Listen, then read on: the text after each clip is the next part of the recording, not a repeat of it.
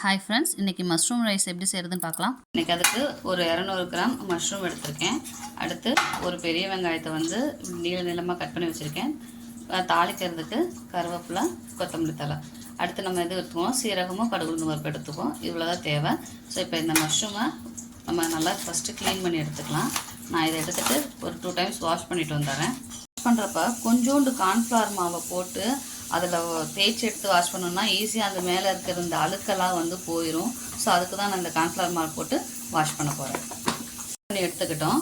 இப்போ இதை நான் எடுத்து எப்படி கட் பண்ணிக்கிறேன்னா, நம்ம ரைஸ் தான் கிளற போகிறோம். அதனால் நான் எப்படி எடுத்துக்கிறேன்னா, அப்படி நீளமாக சின்ன சின்ன பீஸாக கட் பண்ணிக்க போகிறேன். இந்த மாதிரி எல்லா பீஸையும் கட் பண்ணி எடுத்துக்கலாம்.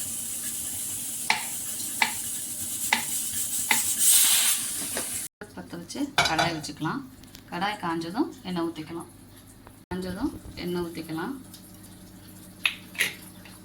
எண்ணெய் காயட்டும். காஞ்சிச்சு. கடுகு உளுந்தம் பருப்பு போட்டுக்கலாம். கடுகு உளுந்தம் பருப்பு பொரிஞ்சதும் சீரகம் சேர்த்துக்கலாம். உளுந்தம் பருப்பு பொரிஞ்சிருச்சு. இப்போ சீரகத்தை சேர்த்துக்கலாம்.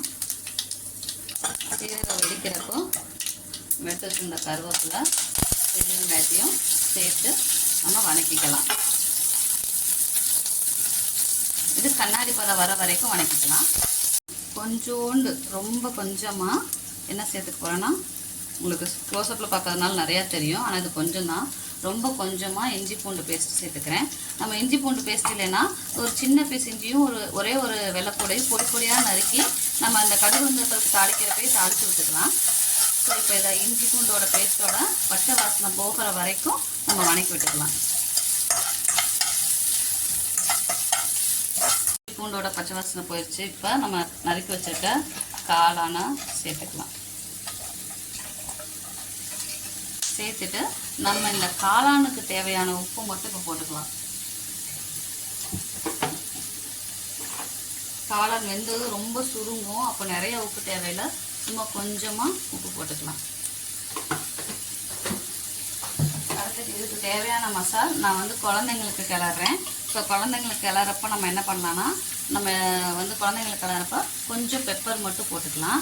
இதே நம்ம பெரியவங்களுக்கு கிளறணும்னா கரம் மசாலா கொஞ்சம் chilli powder, Kashmiri chilli powder போட்டோன்னா பெரியவங்களுக்கு கொஞ்சம் காரசாரமாக இருக்கும்.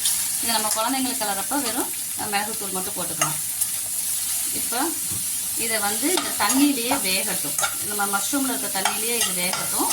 அந்த தண்ணியெல்லாம் வற்றி இது சுருங்கும். அது வரைக்கும் இதை பரட்டி விட்டு மூடி போட்டு வேக வச்சிடலாம். 2 மினிட்ஸ் கழித்து ஓப்பன் பண்ணி பார்த்தோம்னா, இங்கே தண்ணி இருக்கா, இது ஃபுல்லாகவே இந்த மஷ்ரூமில் இருக்கிற தண்ணி தான். ஸோ இந்த தண்ணி எல்லாமே வற்றுனதுக்கப்புறம் பார்த்தோன்னா இந்த மஷ்ரூம் வெந்துடும். அதுக்கப்புறம் நம்ம இறக்கிக்கலாம். ஸோ இந்த தண்ணி வற்றுற வரைக்கும் வேகட்டும். 2 மினிட்ஸ் கழித்து பார்த்திங்கன்னா தண்ணியெல்லாம் வற்றி இருக்கா. ஸோ தண்ணியெல்லாம் வற்றி இருக்கிறப்ப நம்ம நல்லா ஒரு 4 பரட்டி விட்டுட்டு நீங்கள் இதை அமுத்தி பார்த்திங்கன்னா நல்லா வெந்திருக்கும். நல்லா வெந்திருக்கா. ஸோ இந்த மாதிரி வெந்துடும். ஸோ இப்போ நம்ம என்ன பண்ணிடலாம்னா, இதை ஆஃப் பண்ணிவிட்டு, அடுப்பு ஆஃப் பண்ணிவிட்டு சாப்பாடை போட்டு கிளறிடலாம்.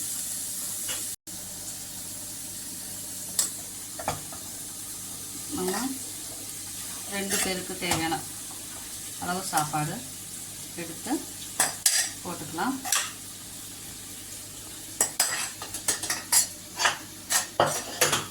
போட்டுட்டு கொத்தமல்லி தழை எடுத்து வச்சுருக்கோம், அந்த கொத்தமல்லி தழையை தூவிட்டு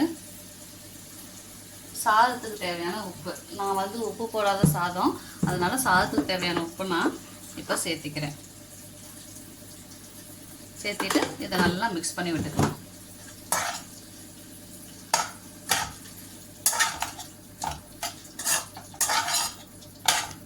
கலரிட்டோம்னா பாருங்கள், நல்லா கலரியாச்சு. எல்லா பக்கமும் சாதம் வந்து கலரிட்டு சுவையான மஷ்ரூம் ரைஸ் ரெடி. இதை நம்ம ஆறுனதுக்கப்புறம் குழந்தைங்களுக்கு லஞ்ச் பாக்ஸில் பேக் பண்ணிடலாம்.